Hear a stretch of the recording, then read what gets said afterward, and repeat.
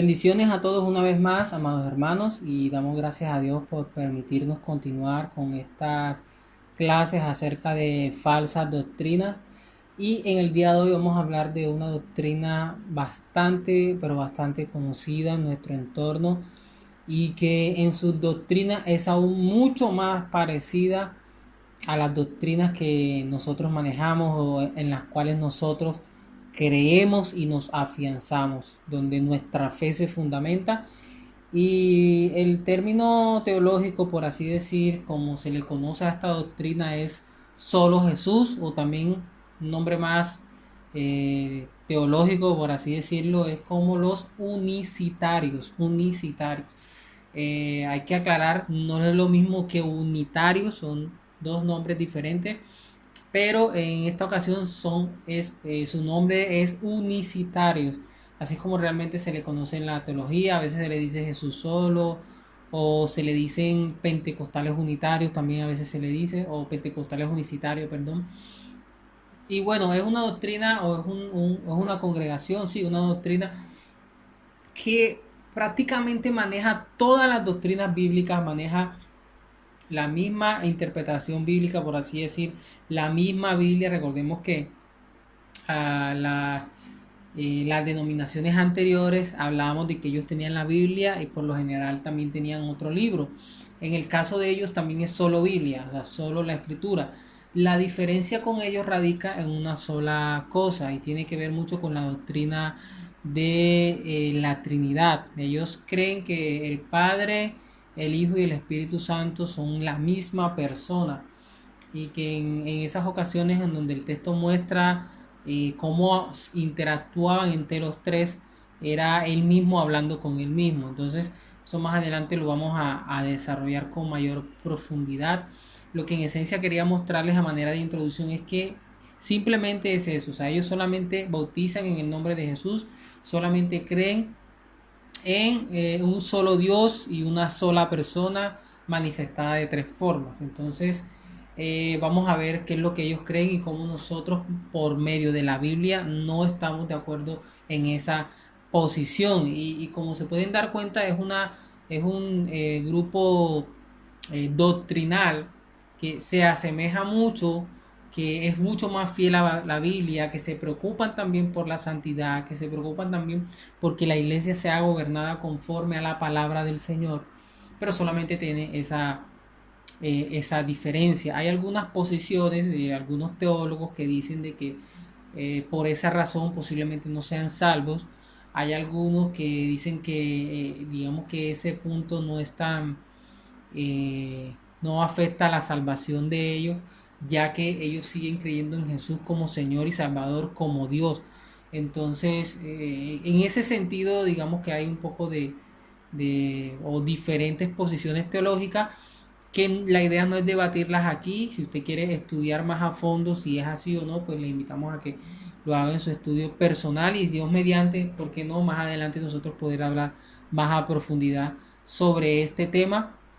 Lo importante es, y para empezar, y creo que así voy a terminar, lo importante es recalcar la oración y la sabiduría de parte de Dios para hablarles cuando nos toque hablar con ellos, y obviamente también darle sabiduría a Dios y el entendimiento posible para poder comprender lo que la palabra de Dios realmente está mostrando. Entonces, en cuanto a su historia, vamos a hacer un poco más resumido, ya que, como lo dije antes, es muy parecida a nuestra posición doctrinal trinitaria, o más bien nuestra posición doctrinal como iglesia, como denominación. Entonces, si quiere, no voy a enfocarme mucho en el tema de la Trinidad, ya que nosotros tenemos una clase donde hablamos acerca de la Trinidad. Se encuentra en la clase del Discipulado 2. Usted no puede escribir o puede buscarlas en nuestro canal de YouTube, donde puede también hacer ese curso, porque no, si aún no lo ha hecho. Entonces, en lo que me quiero enfocar más que todo es en cómo empezó. Y cómo empezó, bueno, se dice de que el que creó esta denominación, o el que inició dando las primeras ideas, fue un hombre llamado Sabelio. Sabelio era un presbiteriano, y mire que otra vez más está el mismo patrón, nace de una iglesia reformada, nace de una iglesia protestante. que era un presbítero, es decir, es como un pastor también puede aplicar de la iglesia en el norte de África, afirmó que Dios no es trino, sino que Jesús es Jehová, la única persona de la deidad. Según él, los términos Padre, Hijo y Espíritu Santo eran tres nombres que se referían al mismo ser divino. Dicha doctrina fue condenada y desapareció. Entonces fue Sabelio el que inició con esa doctrina, pero la doctrina desapareció y ya oficialmente vino a darse a conocer lo que hoy vemos como esta doctrina unicitaria en el año 1913, más o menos en la misma época de donde se originó las iglesias pentecostales clásicas, como se le conoce. Por eso a ellos se le conocen como pentecostales unicitarios. ¿Por qué? Porque son también pentecostales, pero ellos se fueron más por la rama de Sabelio, de creer de que Padre, Hijo y Espíritu Santo son tres nombres diferentes refiriéndose a un solo Dios o a una sola persona. Es más que todo eso. Entonces, ¿qué podemos ver? Bueno, como les dije antes, surgió en el año 1913 durante un culto de bautismo en California, otra vez en Estados Unidos. Un predicador observó que los apóstoles siempre bautizaban a los convertidos en el nombre de Jesús y nunca emplearon la fórmula trinitaria, y eso es cierto. Si usted lee el libro de Hechos se va a dar cuenta que los apóstoles en algunas ocasiones mandaban a bautizar en el nombre de Jesús, pero como lo he dicho anteriormente, texto en contexto, hay que aplicar la hermenéutica, y eso es lo que vamos a hacer más adelante. ¿Con qué era lo que estos hombres querían decir cuando decían bautícese en el nombre de Jesús? ¿Y por qué no podemos crear una doctrina con relación a esto? Entonces, vamos a continuar en el nombre del Padre. Bueno, ya se lo leí. Juan Schitt, predicador pentecostal, al oír estas palabras, pasó la noche en oración y tuvo una revelación sobre el poder que hay en el nombre de Jesús. Y otra vez más que estamos viendo la experiencia sobre la palabra del Señor. Un error comúnmente para sacar falsas doctrinas. Siempre todas las falsas doctrinas, sean que afecten nuestra salvación o que afecten nuestra vida práctica, como posiblemente sea en este caso, siempre inician por medio de qué? De una experiencia por encima de la Biblia. Entonces, este hombre tuvo una revelación y encontró que hay un gran poder en el nombre de Jesús. Ahora, eso es cierto, pero no como él lo intentó ver en esa supuesta revelación. Entonces, vamos a continuar. Así fue como empezó esta denominación. No tiene mucho de qué profundizar, ya que se parece mucho a la nuestra en todo menos en esto. Pronto se aceptó la doctrina de Sabelio, es decir, el Padre, el Hijo y el Espíritu Santo, con una sola persona, y su nombre es Jesucristo. Los de solo Jesús, que es como se le llama más, como más se le conoce, no deben ser calificados, sin embargo, ni como arrianos, los que niegan la deidad de Cristo, es decir, ellos no se les puede atribuir que son arrianos, que ellos nieguen la deidad de Cristo. ¿Por qué? Porque ellos creen en la deidad de Cristo, ni tampoco como unitarios. Y es importante porque a veces podemos confundirnos, en ciertas ocasiones me pasó a mí, confundimos la palabra unicitario y unitario. Entonces, los unitarios que son, que solo el Padre es Dios, que el Hijo y el Espíritu Santo son otra persona, pero que ellos no son dioses. Eso sí es una herejía como tal. Pero ellos son unicitarios. ¿Qué son los unicitarios? Que el Padre, el Hijo y el Espíritu Santo, como ya lo hemos hablado, son la misma persona con diferentes nombres. Entonces, hay que hacer esa diferencia porque una sí es completamente herética, la otra también tiene falsas doctrinas, pero como lo dije en un inicio, no sabemos si es para condenar o si es para o si no afecta en la salvación. Eso no, más que no saberlo, no quisiera dar una postura personal como tal, puesto que digamos que ese no es el centro de esta clase. Entonces, eso para que lo tengamos en cuenta. Según ellos, Dios es solo uno, pero puede manifestarse de muchas maneras y ser varias cosas simultáneamente. Entonces, eso para que lo tengamos en cuenta. Ahora, ellos usan algunos textos bíblicos. Ellos usan algunos textos bíblicos en la cual nosotros debemos de tener mucho cuidado. Y ellos usan, por ejemplo, Isaías 9:6, donde se está hablando o se está profetizando acerca de la venida de Cristo. Y una de las referencias que se da a Cristo en su venida o en su primera venida es que Él va a ser el Padre eterno. Entonces ellos dicen, bueno, miren que ahí dice que Jesús es el Padre eterno, es decir, que Jesús es el mismo Jehová. Entonces esa es su posición con relación a este texto. También hablan acerca de Colosenses 2:2 que dice el ministerio de Dios el Padre y Cristo. Le es algo inexplicable, pero no una indicación de pluralidad en la deidad. La revelación llega a su máxima expresión en Cristo. Dios fue manifestado en carne. Entonces, miren cómo usan ellos estos textos para dar su interpretación y ajustarla a su posición doctrinal. Entonces, primero estamos viendo cómo ellos usan algunos textos bíblicos y más adelante nosotros vamos a explicar con mayor claridad qué es lo que significa y por qué nosotros no lo vemos así. Al ser confrontados con la fórmula trinitaria del bautismo, es decir, bautizándolos en el nombre del Padre, del Hijo y del Espíritu Santo, miren lo que ellos preguntan. ¿Cuál es el nombre de estas tres manifestaciones de Dios? Al leer el libro de Hechos se ve que es Jesús. Los apóstoles siempre bautizaron en este nombre. Luego ellos señalan en todos los relatos del bautismo que se encuentran en Hechos, los convertidos son bautizados en el nombre de Jesús. Ahí dan las citas con las que ellos se basan. Para ellos el Padre, el Hijo y el Espíritu Santo son meramente manifestaciones de la misma persona y no son tres personas que constituyen la deidad trina. Los miembros de esta fe oran al Padre y no oran al Padre en el nombre de Jesús. Ellos a nosotros nos consideran, no sé si alguna vez lo has escuchado, que nosotros tenemos un Dios con tres cabezas.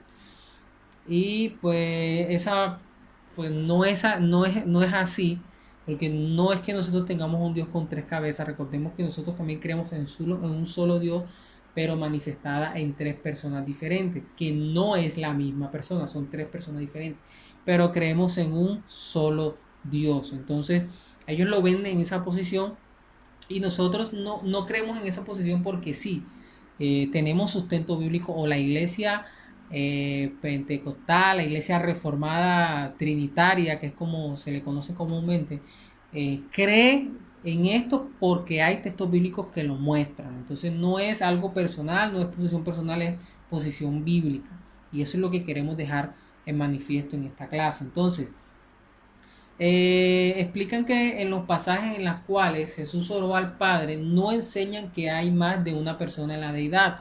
Se sugiere que Cristo hablaba consigo mismo, es decir, cuando Cristo hablaba con el Padre, que en muchísimas ocasiones ellos dicen no, Él estaba hablando con Él mismo. Entonces ya ahí empiezan a ver, si usted se ha dado cuenta, empiezan a haber dudas, como qué necesidad tenía de que Cristo hablara con Él mismo. Entonces ahí empieza a haber un tipo de dudas en este caso, porque ellos dicen, no, era porque él quería dar el ejemplo, pero él podría fácilmente decir, yo soy el mismo Padre, no necesito orar, son ustedes los que tienen que orar para comunicarse conmigo, pero pues esa es su posición y ya ahí empezamos a ver algunos destellos de imperfección en sus doctrinas, más específicamente en esa doctrina.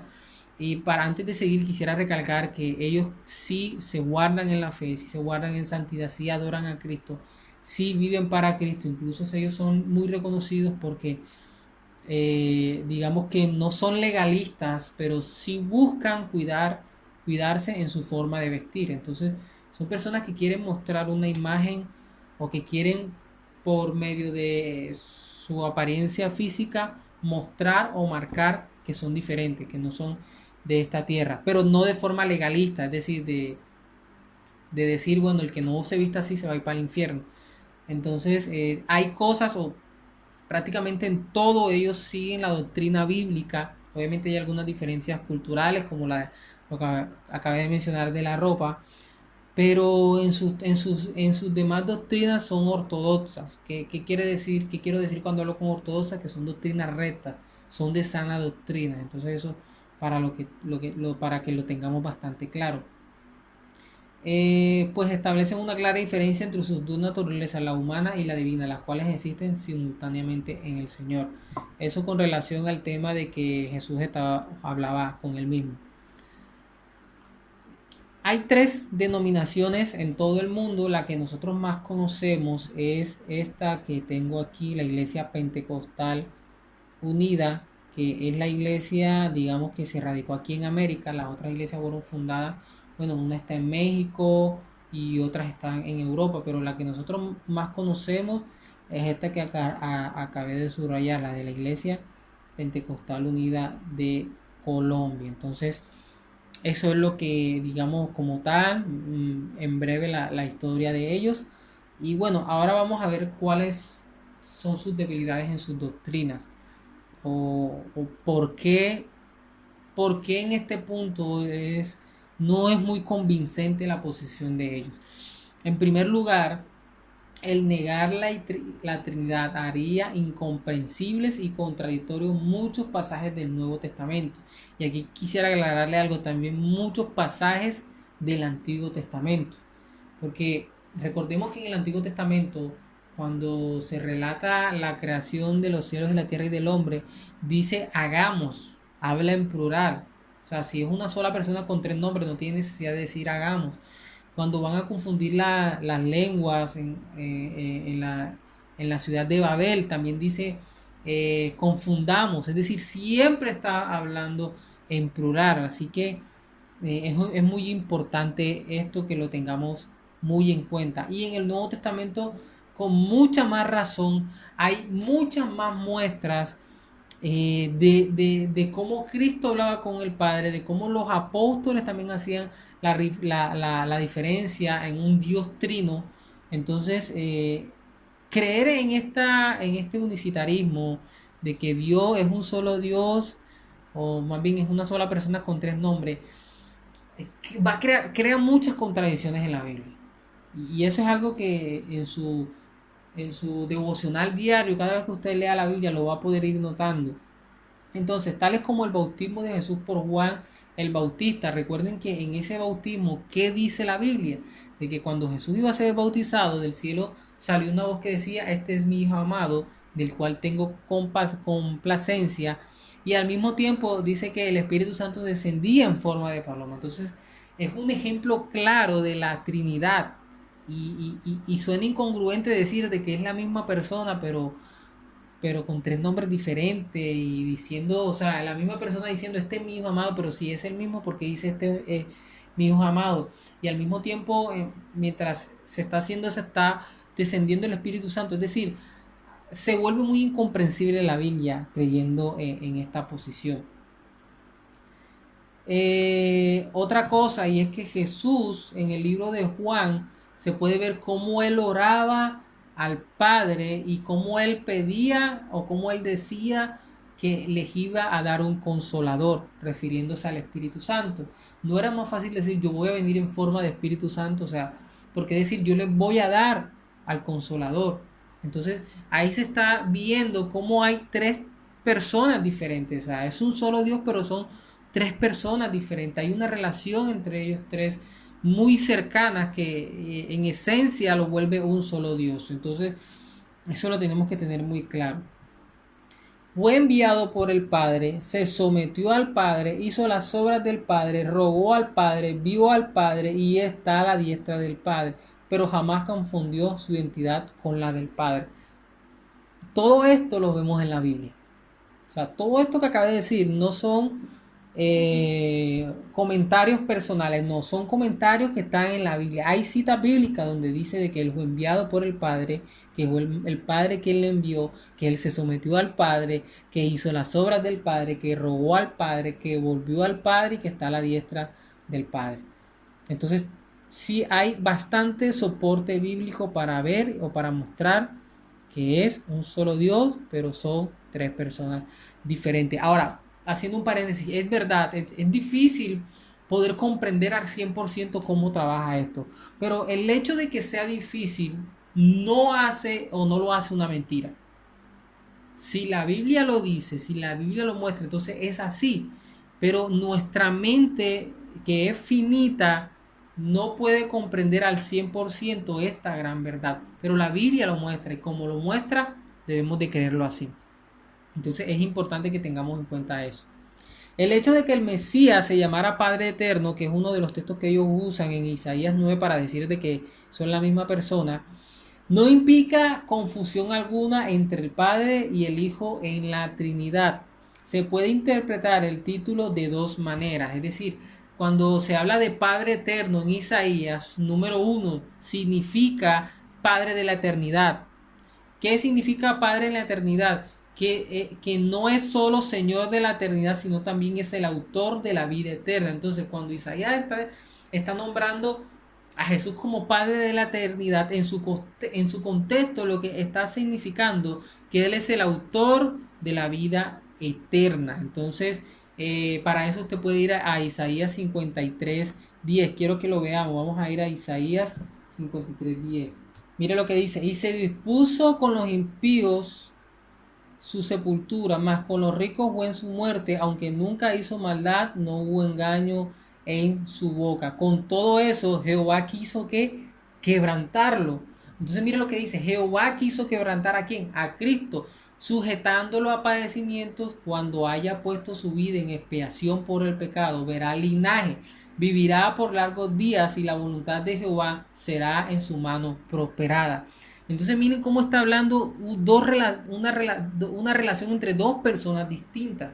No está hablando de que Jehová le va a dar la mano, se va a dar la mano él mismo. No lo está diciendo. Ni está diciendo de que Jehová va a padecer, sino que quiso que él sea quebrantado, que va a hacer que su mano sea prosperada, y que él, ¿qué dice? Verá linaje, vivirá por largos días. Es decir, estamos viendo una relación entre dos personas, y es fácil comprender esto, es fácil entenderlo. Por eso decíamos de que era muy difícil creer en tres nombres y una sola persona, porque el texto bíblico no nos muestra eso, por ningún lugar nos lo muestra.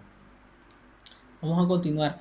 Y otra razón es que Padre Eterno también puede significar, ya dijimos que Padre Eterno puede significar Padre de la eternidad, es decir, que fue el autor de la creación, que también hizo parte de la creación. Eso es lo que está significando. En segundo lugar, el título se refiere a su carácter y relación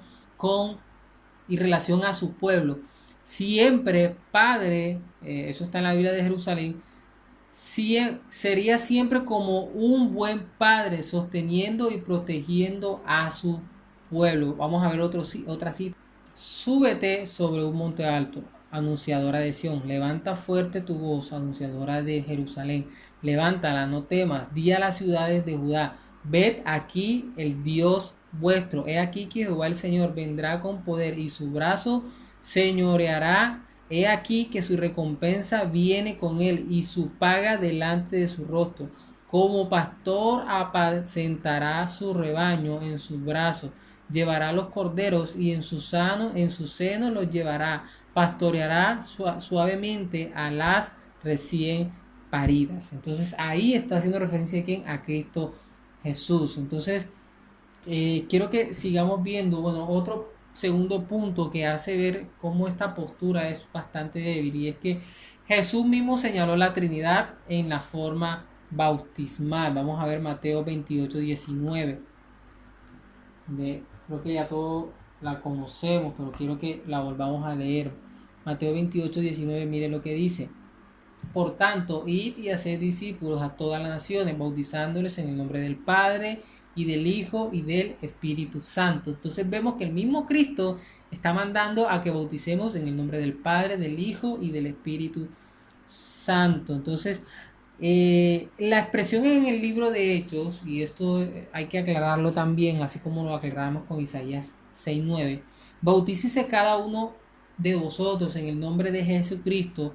Y ahí están los pasajes donde dice esto, porque eso sí lo dice la Biblia. ¿Qué es lo que está pasando? No se está refiriendo a bautizar a las personas de forma literal en el nombre de Jesús.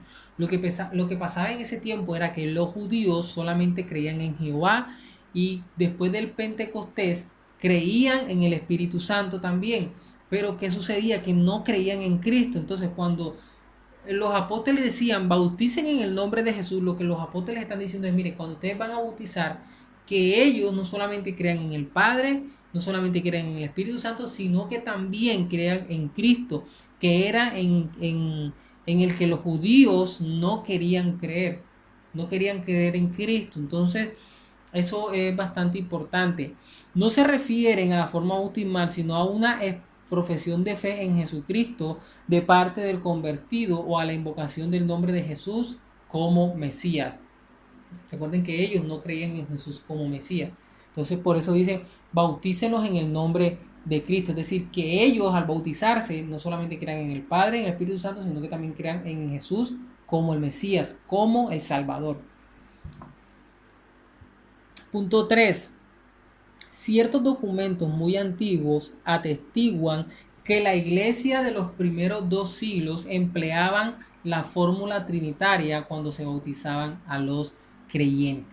Es decir, esta fórmula de bautizar en el nombre del Padre, del Espíritu Santo, no es nueva, es todo lo contrario. La fórmula de bautizar en el nombre de Jesús sí es nueva. ¿Inició en qué año? En el año 1913. Es decir, tiene un poco más de 100 años, pero la fórmula de bautizar en el nombre del Padre, del Hijo y del Espíritu Santo, desde que la iglesia se plantó, lo está haciendo así. Ahora, no lo estamos diciendo porque sea nuestra posición, sino porque la misma historia lo muestra.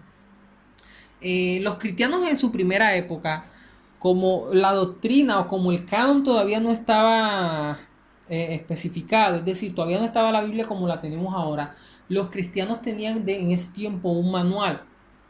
Y un manual que muchos teólogos en el día de hoy lo consideran del 100% bíblico. Y ese manual se llamó el Didache. Si usted puede buscar más a fondo de qué trata. Pero en esencia, la Didache era un manual donde le decía a los primeros cristianos cómo debían vivir y cómo debían hacer en ciertas ceremonias, entre esas el bautismo. Y se dice de que la Didache incluso fácilmente pudo haber estado dentro del canon bíblico. ¿Por qué? Porque era 100% bíblica, porque no había contradicciones, porque no había nada herético. La única razón por la que no se metió era porque no se conocía el autor. Y para poder incluir un libro en el canon del Nuevo Testamento, el autor tenía que ser un autor apostólico. Tenía que ser un hombre que hubiese estado con el Señor Jesucristo. Pero el Didache, el autor es un autor anónimo, no se sabe quién fue el verdadero autor de la Didache, y por esa razón no se quiso meter en el canon bíblico, pero en su esencia lo que hay en ella es 100% bíblica. Y miren la fórmula, miren qué decía la Didache con relación al bautismo. Ahora, concerniente al bautismo, bautizad de esta manera. Después de dar enseñanza primeramente de todas estas cosas, bautizad en el nombre del Padre, del Hijo y del Espíritu Santo. Entonces vemos que en la historia se puede reflejar que esta práctica se llevaba.